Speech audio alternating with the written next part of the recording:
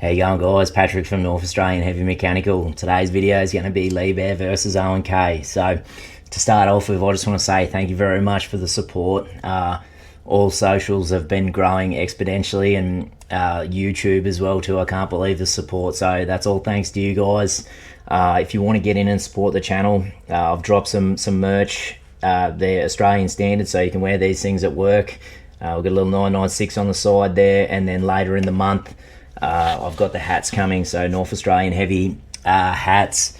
So basically today what I'm going to do is I'm going to run through some basic layout differences and similarities, the difference between our main pumps and regulations, and then valve banks, and then I'll run through closed loop slew, because obviously there's quite a bit, but I just want to run through some of the circuits, right? Because one of the biggest things I notice with people is you might get a bloke that's really good at Liebherr, but you put him on an O&K and he's just completely out of his depth. And what I've found throughout my career is, especially teaching people, is having people be able to relate it to something, right? So what they do know and what they're good at, get them to give them a you know, whether it be air systems, grease systems, you can give them a similarity and then they can relate it to it. And the difference between the O&Ks and the Liebherrs, yeah, there's a lot of differences, but at the same time, there's a lot of similarities as well too. So they're both using Cummins engines, they're both using Rexroth pumps and valves, and you know, there's only so many ways you can do things. So there's a lot of similarities and a few small differences between them, but all in all, they're very similar, and they utilize the same principles. They just call things a different name most of the time. So to start off with, I'm just going to run through some simple layout stuff. To start off with, Liebherrs, they run an east-west, what's called an east-west layout. So like this, their power pack and splitters are like this. Attachments out here, counterweights back here. O&Ks, they run the north-south layout, right? So some advantages and some disadvantages with this. The Liebherrs have to run their under engine hoses, and quite a painful job. And then the O&Ks, you know, to get in access into the pumps, you got to get quite creative to remove pumps and things like that. So it's a little bit more difficult when it comes to a maintenance thing, or it's down the pit. And then for your Liebherrs, the 600 ton down utilize a single engine layout and a single splitter, which I think you know, is more of a cost-effective way of doing things, whereas the smaller O&Ks, I'm not really a fan of the 600 ton down, very tight and difficult to get into. You know, then again, the valve bank locations on these, the O&Ks utilize the boom cradle, and then the Liebherrs, they have them down in the slew area. So all in all, sometimes it does make it a bit difficult on the 996s to access the swing boxes. So, you know, advantages, disadvantages, there's a few there, but all in all, it doesn't really make much of a difference. I find whatever it is with the Liebherrs, you know, whenever you get a part, it fits. O&Ks, whether it be hard pipes, bracketry, things like that, it just always seems to be a drama, you know, whether the collets are right, the pipes are right. So whenever you work on the O&Ks, you always confirm before removing something that you have the correct pipe or the correct layout, because a lot of times you know, whether it's lost in translation from when the cat's taken over, things are different. So, you know, over the years, a lot of people say that the O&Ks are a lot more of an agricultural layout. So, you know, if it fits, go for it. You know, if the hose fits, go for it, lay it in there. So next I'm going to run through the main pumps and regulations. All right, so main pumps and regulation. So to start off with, they both utilize Rexroth pumps. Obviously now Liebherr's brought out their new pumps. That's the Liebherr brand. Don't know much about them, but have done a little bit, and from what I can see, they're a pretty good pump. Now, there's only so many ways you can do things, right? So when it comes to Liebherr regulation side, they utilize the SU1 block.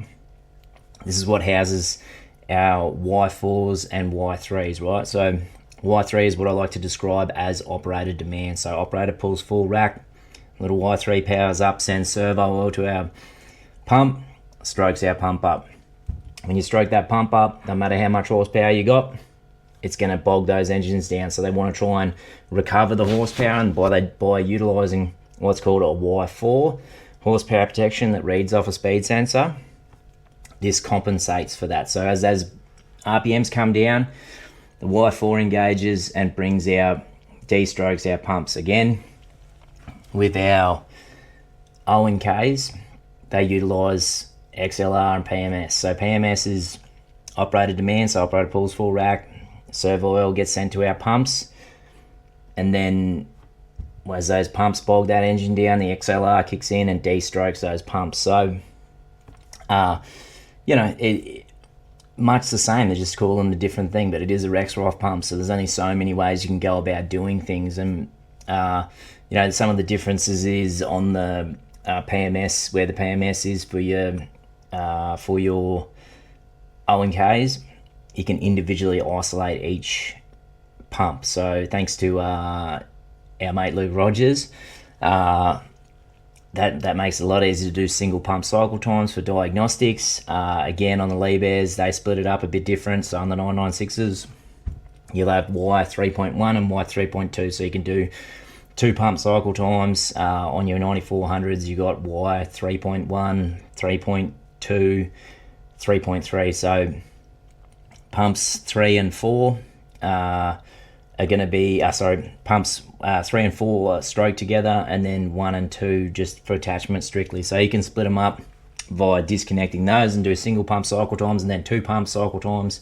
And then if you want to, you can go and isolate those pumps with the Y3 and just do one at a time. So very similar. There's only, like, they are a Rexroth pump. There's only so many ways you can stroke and de-stroke a pump, right? So the next, I'll go through valve bank similarities and differences, because there is quite a bit of difference in the control side of things with the Liebherrs compared to the O&Ks. So that'll be the next topic. Alright, so we're going to run through the valve banks now. So Liebherrs generally have 4, so your 9400s, 996s have 4 valve banks with your travel and attachment functions in them. O&Ks have 4 for attachment on the 6060s or the 340s, and then 2 on your 170s. And then they have 2 travel valves located on top of the rotary connection, right? So priorities, so priority flow. So this is done on the O&Ks. I'll run through O&Ks first. So for example, with prioritizing flow, where it goes, right? So for example, on an RH400, you have your 8 main pumps. So pumps 1 and 2 on the left-hand engine do left and right travel, and then pumps 2 and 7 do left and right travel on power pack 2 or left-hand and right-hand engine. Now, the flow goes via these travel valves up to valve banks 1 and 2. So when you travel, it shuts off mechanically the flow to your 1 and 2 valve bank and gives that priority flow to the travel function. So then there's no flow going from pumps 1 and 2 and 7 and 8 to your attachment. So that's giving that flow, it's prioritizing the flow to your travel circuit.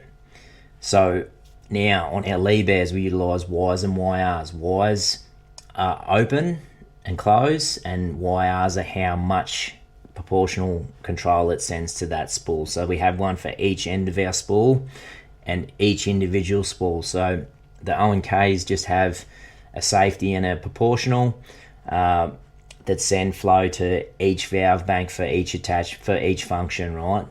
Liebherrs do it differently.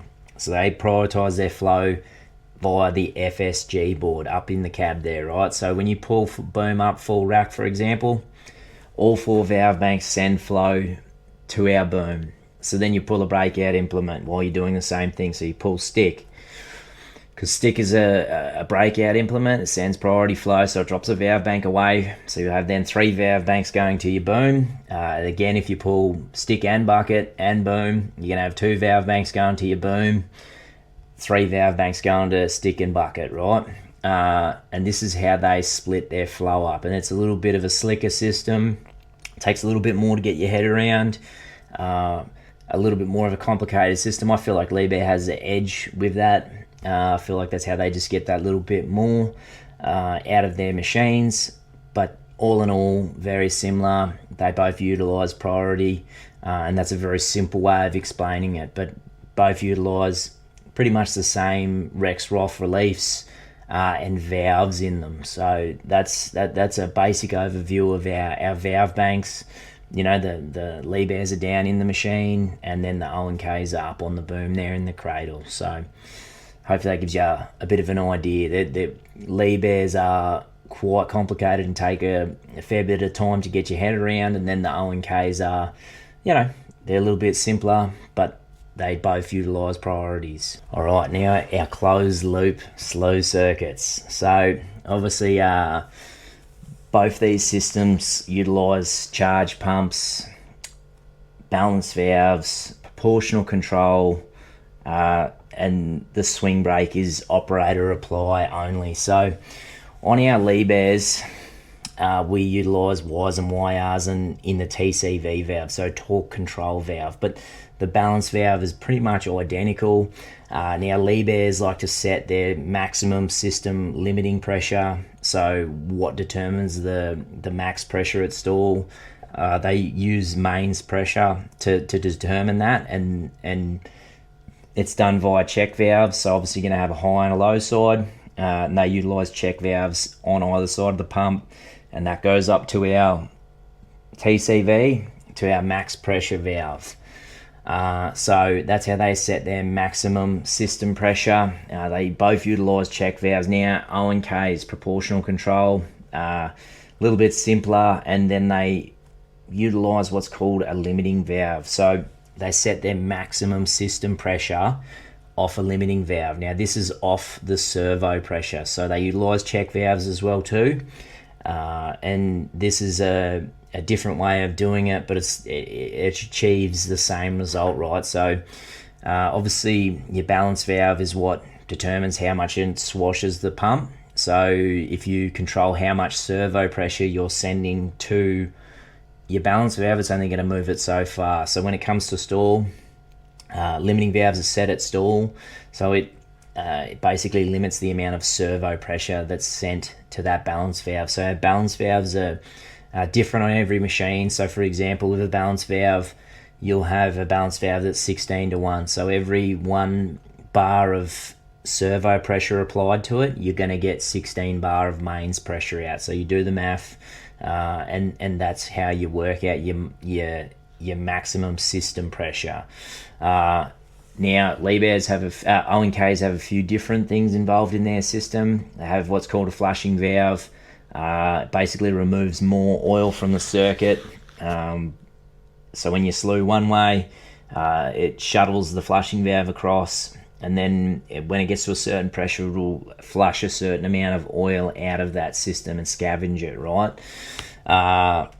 Then they utilise what's called blocking valves. Blocking valves are for single engine operation. So basically there's a servo control that comes on when one engine's running. It'll open up the blocking valves on those swing boxes and allow oil to be received via those pumps. But then on the opposing engine, if that's shut off, then those blocking valves are shut off, so then the flow can't go back up to those, right? Now the Liebherrs have a similar system on the 996s. So Power Pack 1 and Power Pack 2 have 2 pumps per power pack. They have the TCV for main pump 1 on Power Pack 1 strokes with Power Pack 2 pump 2. So when you're running one engine, say Power Pack 1's running, it'll stroke the pump up on Power Pack 2, the rear engine. It will stroke that pump up, and what it does is put that pump in a high flow, low torque state, and that stops the engine from turning over. So it's just a different way of doing it, basically, because if you don't do that, if you don't put that pump in that position, or you have your blocking valves, you will get one engine turning over when you're utilizing one engine, because that motor will turn into a pump, and then the pump will turn into a motor. So a couple of differences there. Both really good and reliable systems, but nothing too scary in the differences of them. If you've got a grasp on one, it's only a matter of going over and learning the slight differences on the other. So very similar circuits. They both utilize check valves, both charge oils, both use single engine, something to stop the single engine from turning over. It's just slightly different. So that's the closed loop on. There's a few other things, but just today we just want to do a general overview on them. All right, now what my favourite is. So this answer might surprise you a bit, but I like both, and it depends. So, for example, anything that's under 600 or 600 ton and under, Liebherr all day. Give me that any day of the week. But then when it comes to the RH 400s, O&K all day. I just think they're just a beast of a machine. They're massive. QSK 60s, they sound amazing and very satisfying to work on. So very easy to get around. But I love the challenge of the Liebherrs. The Liebherrs are electronically sound, and I think that's where they edge the O&Ks out. Don't get me wrong, I don't mind the 60s or the 340s, but I just think that the 400's in a class of its own and the 996 is in a class of its own. Just the technology that's in that 996 is still relevant today, and they still use the same fundamentals and principles. And the 400 is just absolute raw power. It is a beast of a machine, but a little bit simpler. But the biggest message I want to get across today is finding something that you're good at and then being able to relate it. So whether you're coming from road transport and you're familiar with air circuits, hydraulics is the same principle. It's resistance to flow equals pressure. Grease systems are exactly the same as well too. I try and stress to people that are trying to learn hydraulics, try and get your head around a basic grease system first, and then it makes it so much easier to get your head around hydraulics. But never be shy, because there's only so many ways you can go about doing things, like to stroke or de-stroke pumps. They're all Rexroth pumps, except for the newer Liebherrs now. Operator demand is your Y3, PMS, and then your XLR and Y4 is horsepower protection. They both read off a speed sensor.